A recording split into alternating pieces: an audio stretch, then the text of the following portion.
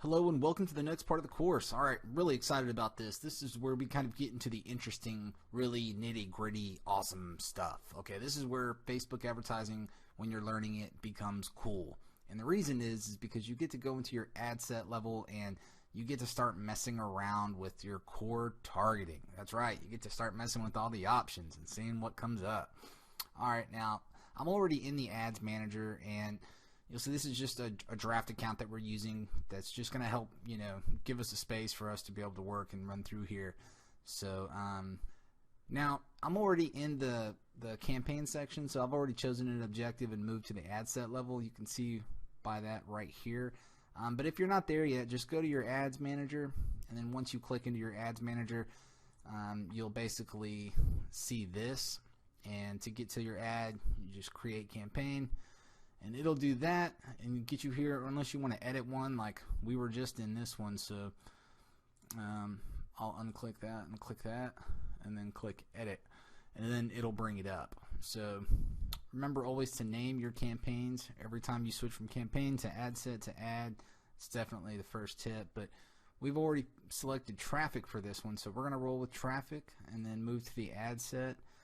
Remember, you always have a name, so you would put your name, and what we're trying to do is run traffic to a website. So the first option works really well for us, but you could also run it to an app, through Messenger, the Messenger app, through WhatsApp. So you can run traffic through any of those options, and the delivery is for you to pick right here. So if you're trying to get more landing page views, which is what we are trying to do with this one, we would just click that. You can also do link clicks, which will deliver your ads to the people most likely to click on them. So Facebook's algorithm's optimized to know that about who it's going to show the ads to. They know if they don't ever click on things, or if they're click happy, or if they just like everything they see, or whatever their habits are, they know. So you can also run it for what's called daily unique reach, and where they just deliver your ads to people once a day. That's it. And then you can optimize ad delivery for impressions, they just basically show your ad to as many people as possible, as many times as possible. So that's what that is. Now when you move down, you can see this little option here for cost control. We're not really going to spend any time talking about that, just because it's really not that important. You can just skip it when you're creating your ad. You can get to know more about that later when you get a little more advanced. Charge when you get impressions. That is the option that we would like, so that's what we're going to go with here in this area. But you could also do cost for CPC, dynamic creative. Basically what this does, if you provide, like it says, individual assets, images, headlines, it'll automatically generate different combinations of that for you. So instead of you having to just upload and create different ones, you just give it, a few of each, of headline, copy, images, and it'll just mix and match those for you. We're not going to get into the offer right now, because really the meat of this is the budget and schedule, and then your audience. So when you get to the budget schedule, you'll notice right away this little fuel gauge that popped up over here. Now this fuel gauge represents what your potential reach for whatever specifics you have set up. Right here in your audience thing. Now we had already run through a recording earlier, so it's already kind of got some stuff in here, but the recording kind of just went out the window, so for some reason it just wouldn't do what it needed to do to finish publishing. So now we're doing this one. But when you get to budget and schedule, you can do a lifetime budget or a daily budget. Now what's cool about picking a lifetime budget is if you're not sure what your lifetime budget would be, by the way, you could just multiply your daily budget by 30, and then that would be what your lifetime budget spend for the month would be. This would be the beginning day and end date for you to be able to run this ad. Now since it's on a lifetime budget, you can run ads on a schedule. So this usually wouldn't be open. You would just have to click that, and then this would pop out. And this allows you, if you're already aware of what times during the day you get most of your engagement, what times of the day are best for you for whatever it is you're running that ad for, then you could just select those, and it will run only within those hours. What's great about this is it allows you to maximize your ad spend for just those little bits of time that you know you get most of your engagement. So it's a good way to save some money. You'll notice that you can do it in viewers time zone or into the time zone that you're actually in. So all of that is up to you. Now once you get past that, when we get into audiences, that's where more of this gauge comes into play. So if you want to use a new audience, you could do that, or you could use a saved audience if you have one of those here. This is like I said, a draft account we haven't really ran a bunch of ads for, so we don't have a whole bunch of saved audiences here yet. But anyway, so custom audiences, you could put that in here. Location. Now this is where it starts getting onto this fuel gauge here. So we picked Pooler, Georgia. So what it did was it basically set right here, I brought it up for you so you can see, it basically set a radius right in the center of Pooler, and everything within, now it's 23 miles, but you could make it up to 50, you could make it down to 10. What this is good for is if you have people who live in this location option checked, and you go to a small town like this and you're trying to isolate this area, it's because you're probably running something for a brick and mortar that's in that area. So if you're trying to acquire some clients and you're starting out small and you're going to local businesses, this would be a good way to do that for them, and to really try to expand the reach and expand the awareness of the population inside of that little area that you've highlighted. So once you get that, this option kind of makes more sense, because people who live in this location are more likely to react to that because they know the area, they live there, so they're going to want to go to something close to home. But you can change that option if you want to do just everyone who's in that location. You could do that just by clicking that, and you'll see it changes the fuel gauge. So you could do people who were recently in this location. You can do people who are traveling to this location. And it says right here, people whose most recent location is within the selected area, but whose home is more than 125 miles or 200 kilometers away. So it's pretty specific on what meets the limitations here.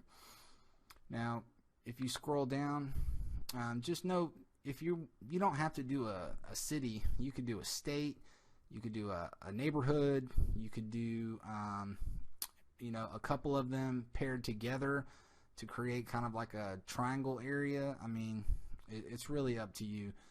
What's cool about this is a lot of people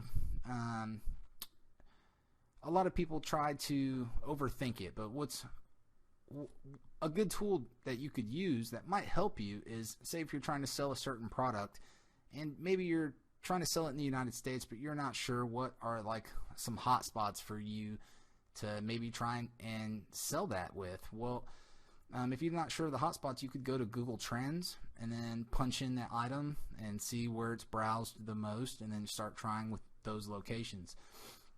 There's a whole bunch of different ways that you could do research on location. So once you get past that, you move on to age, and this is your starting age and the ending age. So everyone within those two age limits will see the ad.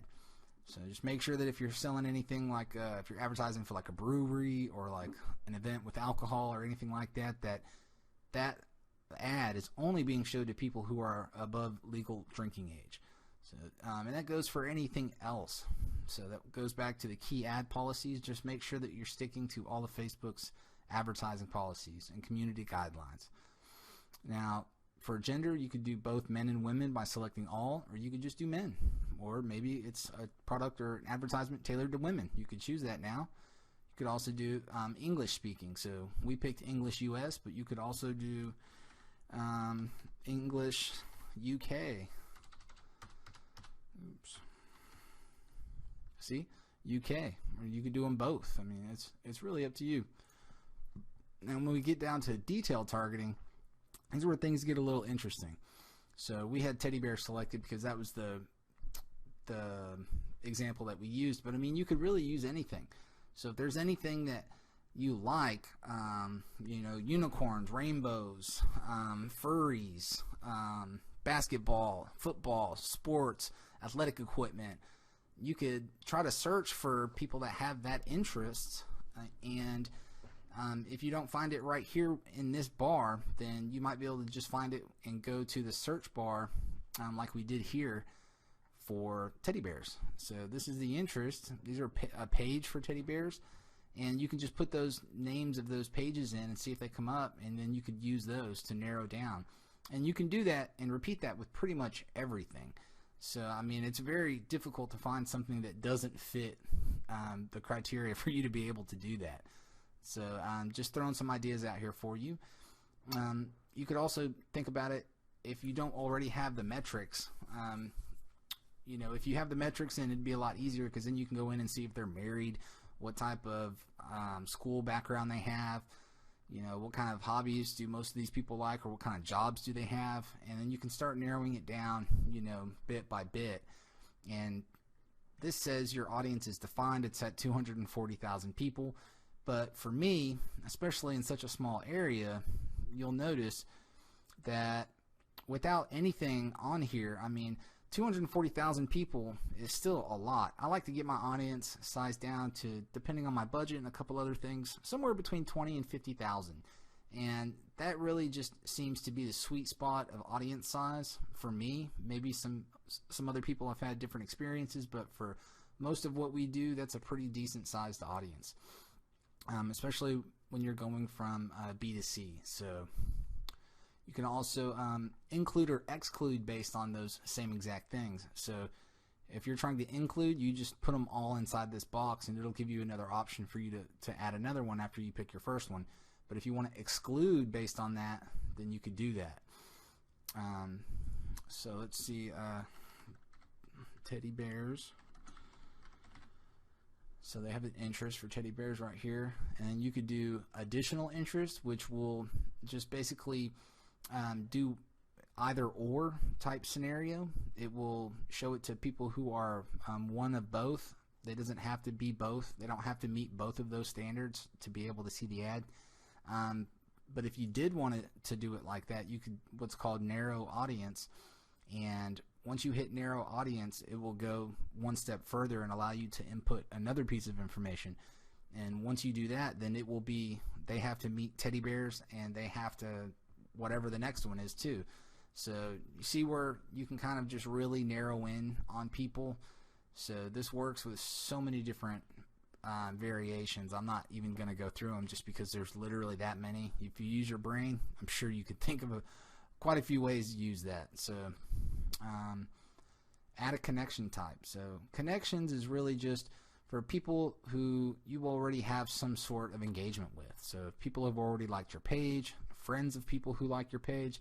So this is a really good one if you're trying to build your Facebook page and you already have you know, a good little small number of people. I believe the cutoff is 50. You have to have at least 50, or else this one really won't work for a Facebook page. But if you already have people that like it and they see that their friends already like that page, they're much more quick to just say, hey, you know what, I like yours too, because they think, hey, my friend likes it, I probably will too. It's just kind of that herd mentality that we humans have. You could exclude people that like your page. Not really sure when you would use that, but it's there nonetheless. You could do people who use your app, friends of people who use your app, and exclude based on the app. You do the same thing for events that you've created. Then you have the option to save that audience. So that way you don't have to go back through and just put all these parameters and these options back in the same way, you know. So now that we're done that, we're at placements. Now, automatic placements is recommended. The automatic placements really actually do really well, especially whenever it's your first time trying to find that audience. The reason I like that is because it really kind of spreads it out and allows me to be able to see where the ad is performing, on what channels is it performing best, and then try to play with just those placements on the next one, and then see if that split test did us good, or did it really not make that much of an effect. And so just by testing and going in and out of different scenarios and different options and seeing what works best for you is what's going to get you ultimately to those really high percentages that you want when you run your ads. So you could also select by mobile device. So if you know through the data, through any metrics that you've seen, that more Android devices are looking at it on mobile, or maybe it's more iPhones, you have that option to do that here. And once again, just look at all these different placements. I mean, you can really choose. I mean, as long as your video or your image fits the criteria for it to be able to show there, you have the option to put it there. It's really nice. And that's pretty much about it for right now. There are a few more things in here, but we'll go over those in the advanced section later on down the road. Whenever any of y'all have any questions about any of this, just please drop a line, drop a comment, drop a question somewhere in the group. And if you got any value out of it, I hope you pay attention for the next ones, because we're going to be coming out with some every day from now on. So I hope y'all enjoyed it. I'm Brandon Roberts, signing out. See you next time, guys.